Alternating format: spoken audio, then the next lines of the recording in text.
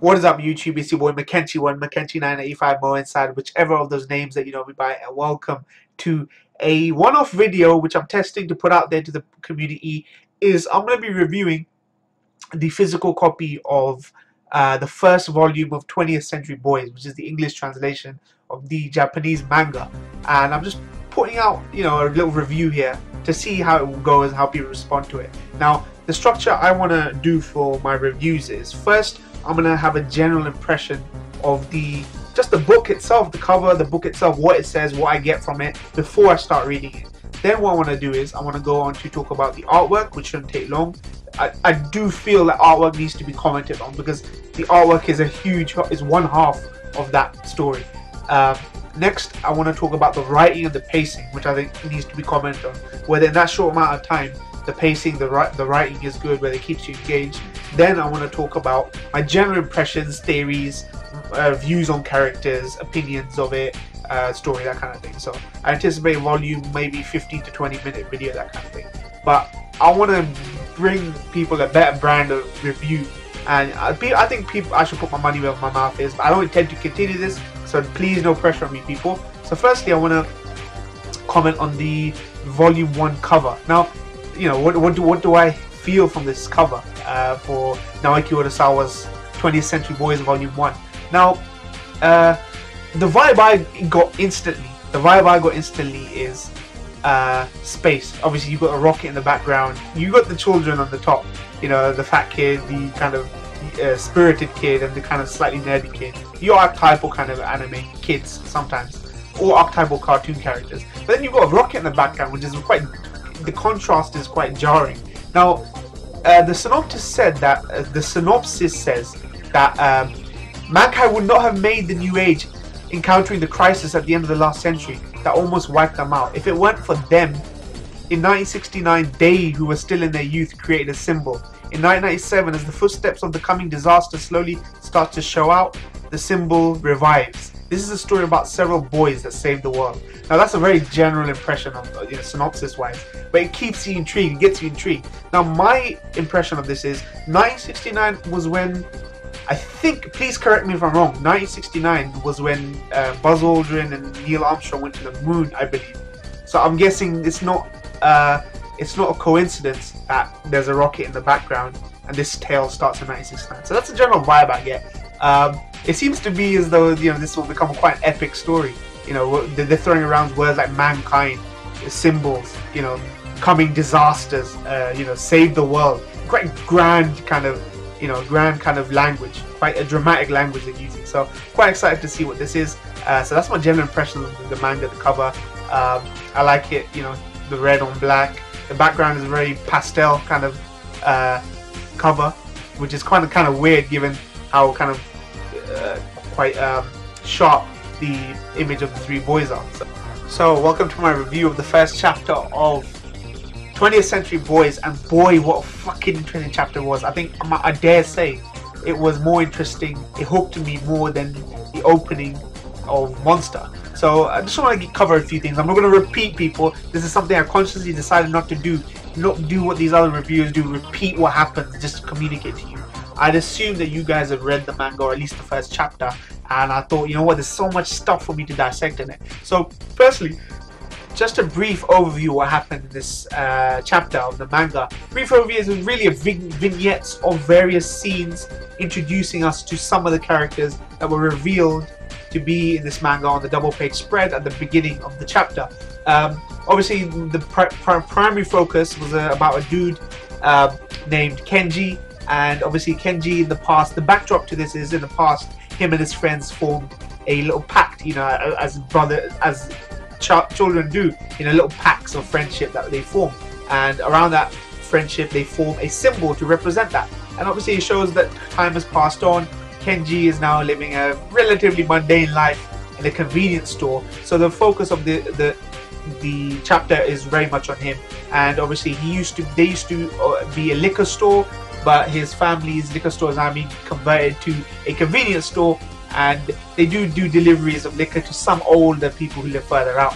That's the focus. There seems to be a backdrop to all these events, with the UN kind of in the future, I think in 1997, I believe, holding a conference, patting each other on the back, saying to each other, "Oh, the Cold War's over. You know, the Cold War is behind us. We can thank certain, you know, shadowy elites for you know, saving the world from the Cold War." So that's a brief vignette in there. We're also introduced to another female character who will only be known as the Girl, and she seems to have premonitions and that kind of thing. But it really culminates in Kenji being reunited with this symbol that they created in their childhood that represents their pact, and it seems as though it's painted on a wall.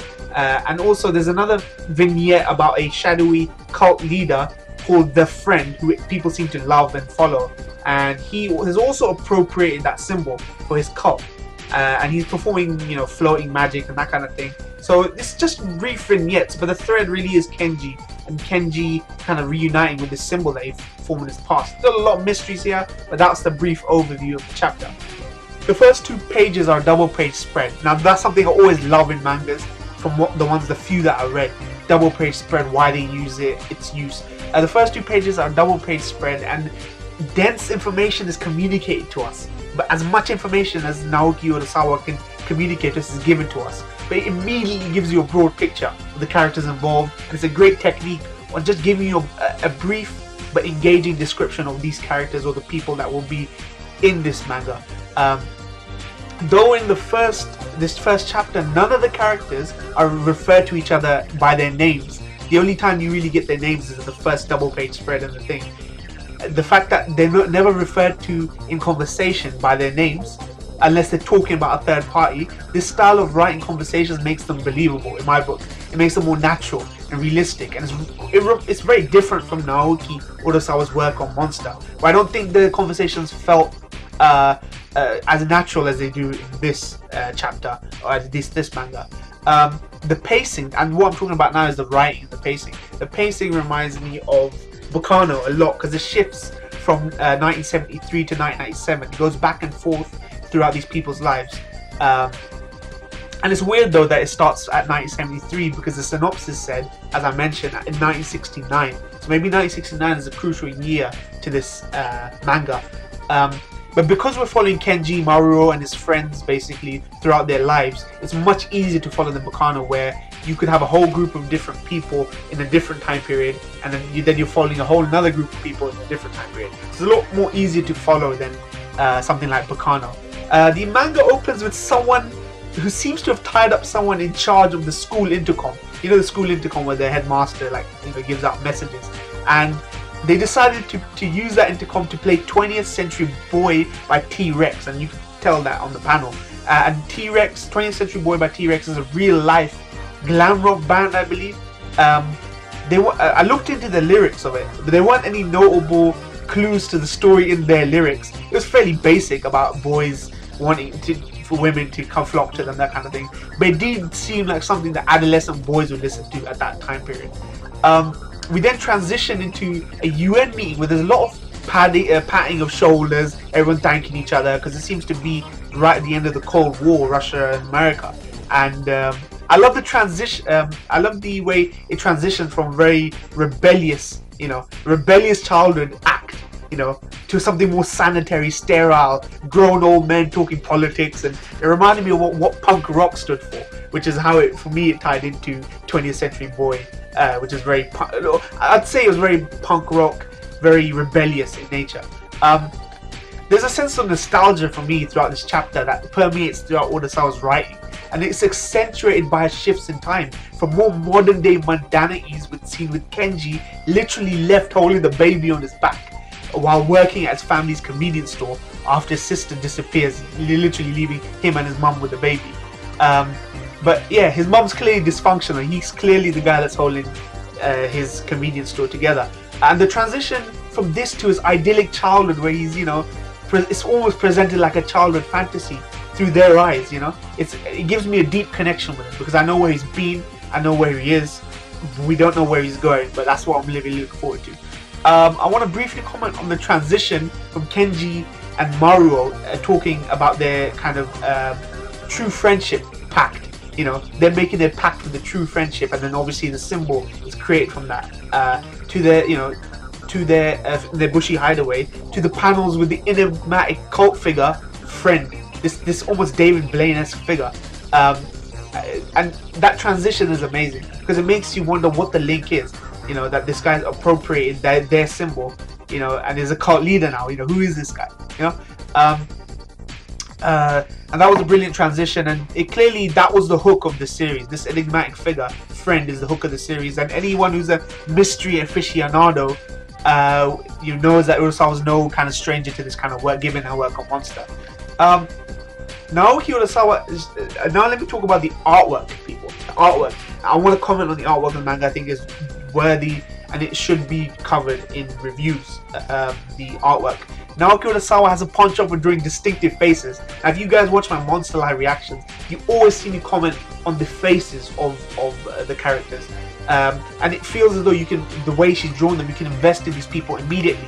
I noticed this during Monster, and it was no different here. She draws children with such sincerity and innocence that even in the absence of words, you can't help but be drawn to these characters, just instantly fall in love with them. The faces are the focus of her panels, rather than using dynamic penciling and inking techniques for more highly kinetic or charged or fast-paced scenes and panels. That sincerity and innocence isn't translated to the adult iterations of the characters or other older characters who are very hard, stern-faced, you know, quite jaded, exhausted, or angry. The contrast is painted beautifully. It gives you a tone, you know, between these distinctive time periods and different transitions in scenes. Her decision to paint the men who saved the world during the UN assembly scene was brilliant. I fucking loved it. Their faces were never shown. They were always in the shadows, these mysterious figures. And you could only see that they're wearing suits and fancy shoes. This presented create like a sinister feeling, you know, the 1%, the Illuminati, that kind of thing. And it drew also allusions to the first appearance of the enigmatic cult leader friend who floated. And anecdotally, I want to say, because I grew up while this fruitcake that I'm going to talk about was doing stuff, it reminded me very much of David Blaine's antics in the late 90s, early 2000s, where he was drawing eyes on his hands, coming on daytime television talk shows and showing the eye on his hand. And he always did that floating magic stuff in the streets, if you guys remember who the magician David Blaine is in the real world. Now I want to go into general impressions of the characters. Kenji was instantly likable. His dreams may not have been realized, but a panel of him holding his baby niece on his back or working his convenience store, he'd accepted his current circumstances, but he was just living with it. He was just a hard worker, he grinded, yo.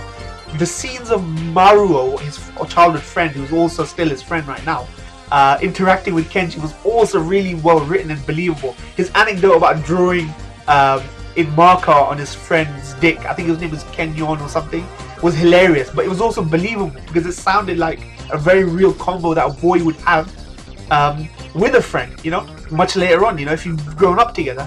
And even they referred to their friend Kerryon, who was getting married, by his nickname, forget the real name. So, you know, it's a very natural conversation, and it's a very believable conversation. And you know, the guy, they were talking about their old childhood friend Kenyon getting married, and these are the kind of anecdotes that friends, boys rather, share between each other. It's so believable. I could invest in these people. As in the opening, the woman who's referred to only as the girl is a mystery to me still. You know, she seems to have very vivid dreams and premonitions and tremors. She's quite an intriguing character. I couldn't really say much about her. She reminded me very much of Anna Liebert or Nina Fortner, you know, in Monster, the way she was drawn. Yanra and Marbo. Yanra and Rambo, the two fat twins, were hilarious in the childhood sections where they were forming the pact, because it reminded me of Tweedledee and Tweedledum from Alice in Wonderland, but also reminded me of conspiracy circles, allegories that appropriate the term, how deep does the rabbit hole go? Their childhood was very idyllic, very Alice in Wonderland-esque from their eyes, and they reminded me of Tweedledee and Tweedledum coming to Alice in Wonderland. And I'm going to go on to talk about the allegories to conspiracies and that kind of thing later, which is my general impression. Now, my theories are that, where's it going? Sorry. I had one theory here that was written really well. I forgot to leave it out. I'm a huge conspiracy theorist, and you guys probably picked up, and the symbolism painted in this anime was hard to ignore because I'm into that stuff. The symbol of friendship created by boys was innocent at the time, but now it seems very conspiratorial. It also ties into the eye symbol, the Big Brother. It's very Big Brother-esque, people, which ties into the Brotherhood pact, Big Brother, Brotherhood pact created by boys when they're young. It's very innocent when it's young, but a conspiracy of men later on becomes very sinister, very conspiratorial. That was stuff I picked up from this, and I thought was really, really interesting. The scene at the UN fit into my assumption at the beginning, where I looked at the cover and the back and that kind of thing about the space race, about Buzz Aldrin and Neil Armstrong's space race, which in my opinion was a byproduct of the Cold War. You know, there's always theories about the space race, moon landings, all that stuff, but what I thought was a byproduct of the Cold War that was mentioned in those panels during the UN. My theories are that the space race wasn't anything to do with space, but rather it was an arms race and about flouting nuclear ballistic capability to Russia to show them that we could send a nuclear anywhere across the world, as wherever we wanted to. But that's just my conspiracy head talking. Front double page panel, in the bottom right of it, there's a character who's part of their pact or friendship as a child. He goes out the country for a while, but it mentions that he comes back in this country and he seems to have a shaved head, and I'm not sure if he's military, but that shadowy figure, you know, you can obviously make out the silhouette of the shadowy figure called Friend, who's in the double page spread and also manga, but he looks most like him. If you put him in shade, his name is Machov or something like that. They put him in shade, but it seems as though it looks like him. Now, I tried to see, okay, this guy's not been in Japan, but he comes back to their country for reasons unknown, and he's not in this. But obviously this guy is in shade. My theories are maybe it's him, maybe it's not. You know, we don't know for sure. But I hope you enjoyed my review of the first chapter, and you know, I feel as though this was a very, very interesting, intriguing chapter. It hooked me a lot better than the opening chapter of Monster did. And you know, I hope you enjoyed that, and I hope it gave you some insight into it that you may not have picked up when reading it. So thank you for watching.